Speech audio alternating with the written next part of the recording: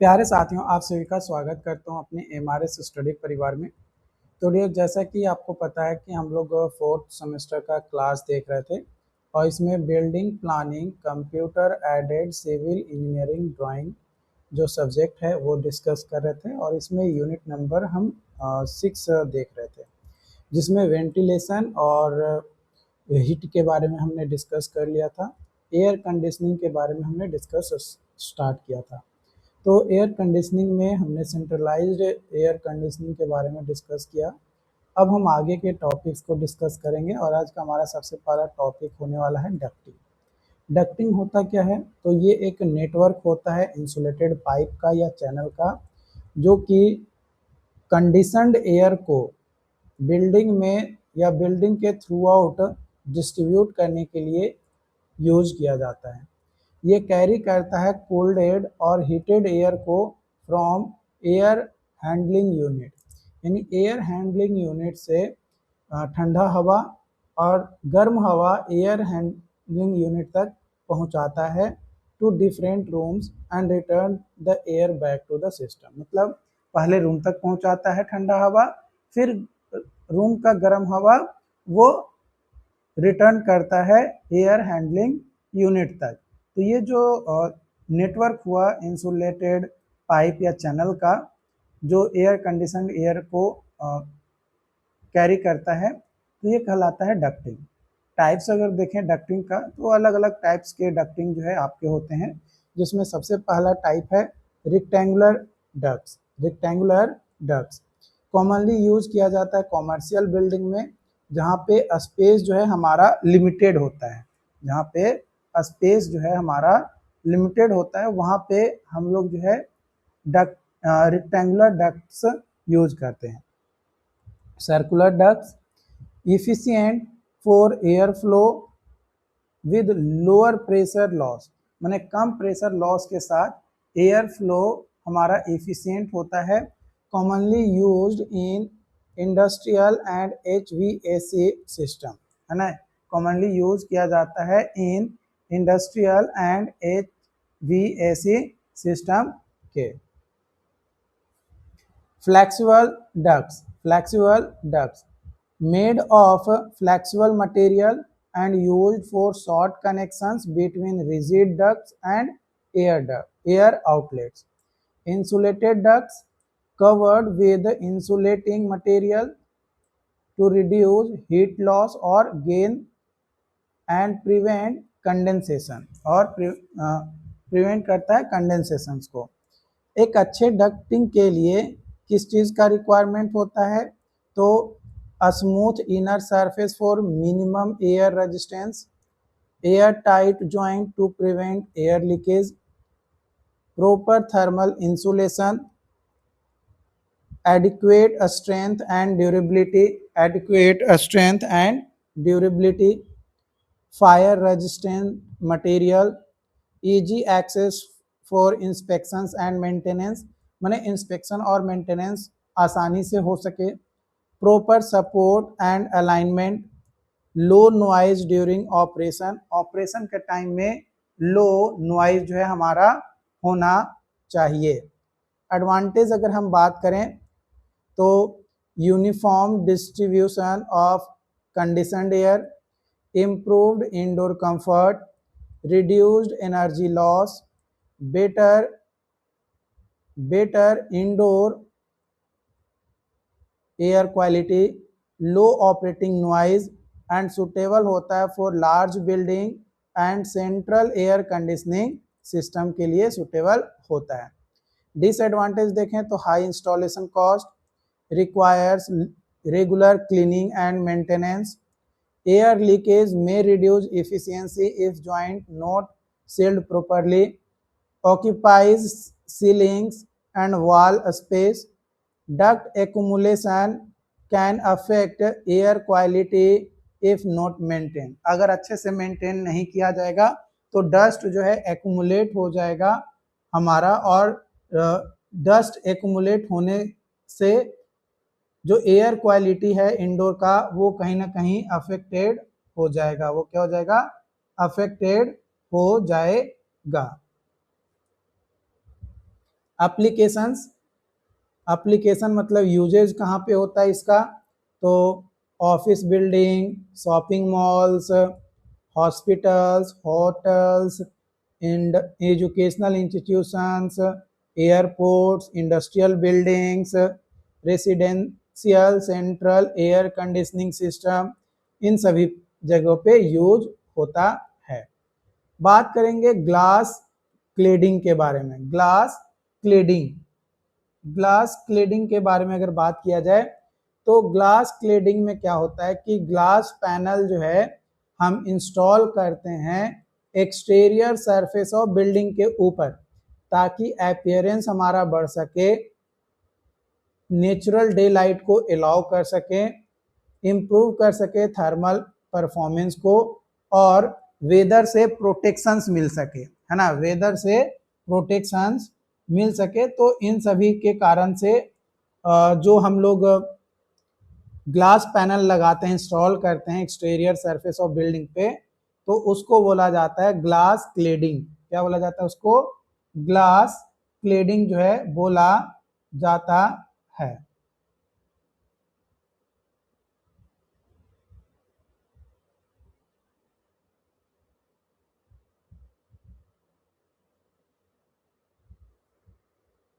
Types of glass cladding. Types of glass cladding: toughened glass, heat treated glass with high strength and safety, ये high strength and safety देता है। फिर आता है laminated glass, ये 2 और मोर ग्लास लेयर होता है जो बॉन्डेड होता है with interlayer for added safety and sound insulation. फिर आता है double glazed glass, 2 glass panes separated होता है बाई एन एयर और gas filled gap to improve thermal and acoustic insulation. Reflective glass, coated glass that reflects sunlight reducing heat gain and glare।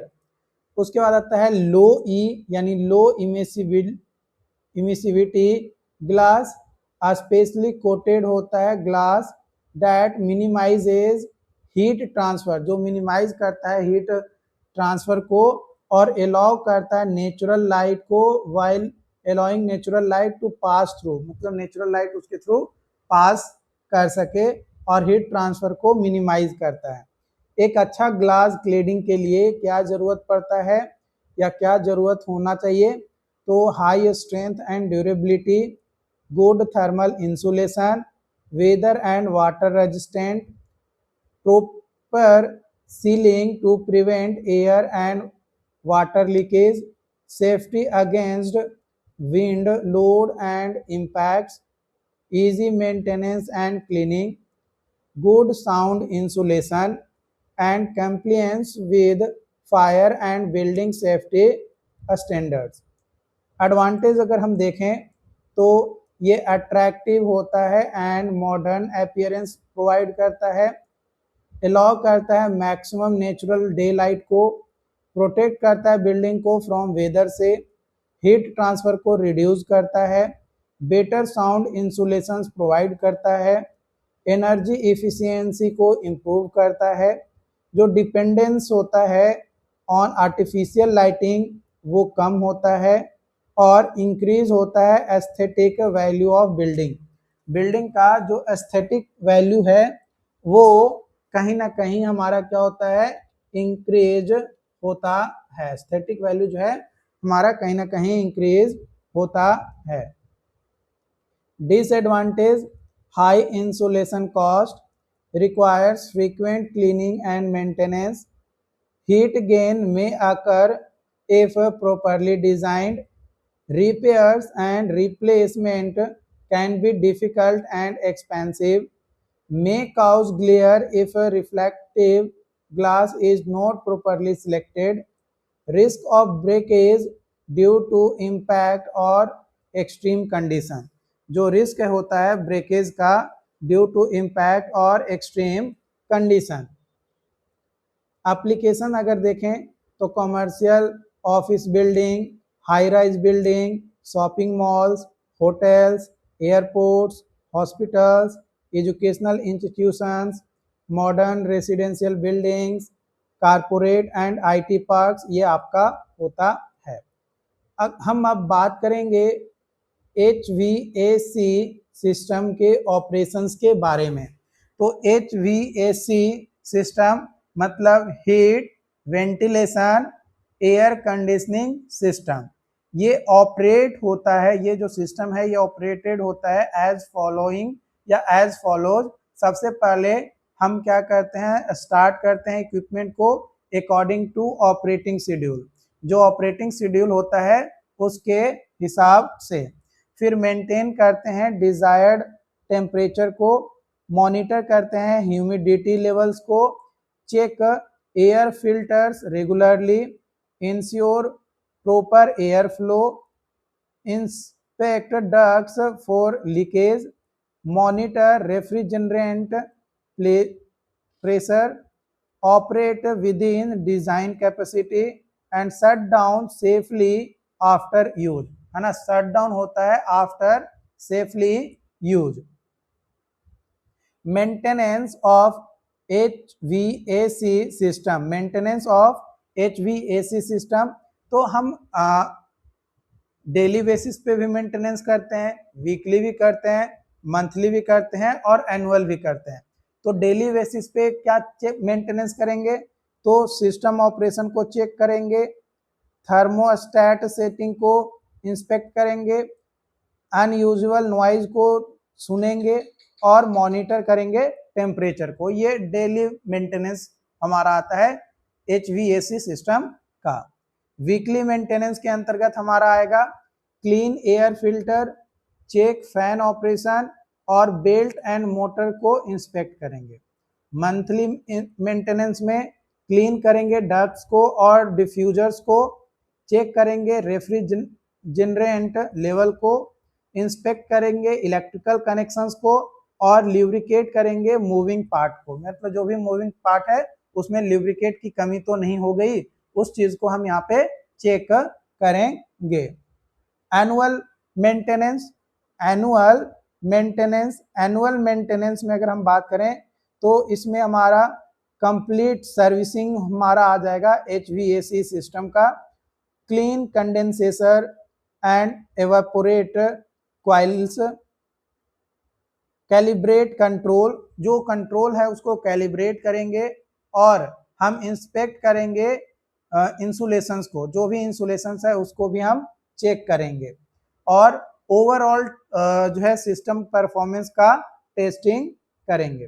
तो proper maintenance अगर हम करते हैं तो उससे क्या हमें बेनिफिट मिलेगा, तो लॉन्गर इक्विपमेंट लाइफ होगा, मतलब इक्विपमेंट जो हमने इंस्टॉल करवाया है वो लंबे समय तक चलेगा। क्या होगा, लंबे समय तक वो आपका चलेगा।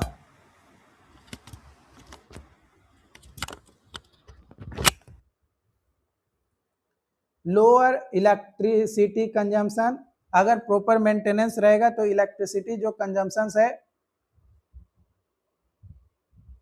वो भी हमारा प्रॉपर होगा। ठीक है। इम्प्रूव्ड कूलिंग इफिशियंसी, जो कूलिंग इफिशियंसी है वो हमारा इम्प्रूव होगा। Better indoor air quality, reduced breakdowns and lower maintenance cost. अगर प्रॉपर तरीके से हम रेगुलर बेसिस पे मेंटेनेंस करते जाएंगे, प्रॉपर मेंटेनेंस करेंगे, तो जो कॉस्ट है मेंटेनेंस का, ओवरऑल जो कॉस्ट हमारा आएगा मेंटेनेंस का, वो कहीं ना कहीं हमारा कम आएगा। ठीक है। तो सबसे पहले आउटडोर एयर को एयर फिल्टर में आता है, फिर वो एयर हैंडलिंग यूनिट में आता है, फिर कूलिंग कॉइल और सप्लाई फैन, फिर एयर डक्ट्स डिफ्यूजर्स के थ्रू रूम में हमारा जाता है कंडीशन रूम, और फिर रिटर्न होता है एयर डक्ट के थ्रू और AHU तक वो जाता है। और ये साइकिल दिन प्रतिदिन, मतलब हमेशा ये जो प्रोसेस है ये आपका रिपीट होते रहता है। आई होप कि ये जो पॉइंट्स मैंने आपको बताया ये क्लियरली आपको जो है समझ में आ गया हो। अगर फिर भी किसी भी पॉइंट्स में आपको लगता है कि डाउट्स है या किसी भी पॉइंट्स में आपको प्रॉब्लम है या कोई सवाल है तो आप हमें कमेंट करके ज़रूर बताइएगा। मिलते हैं नई वीडियो में नई अपडेट के साथ। Thank you so much.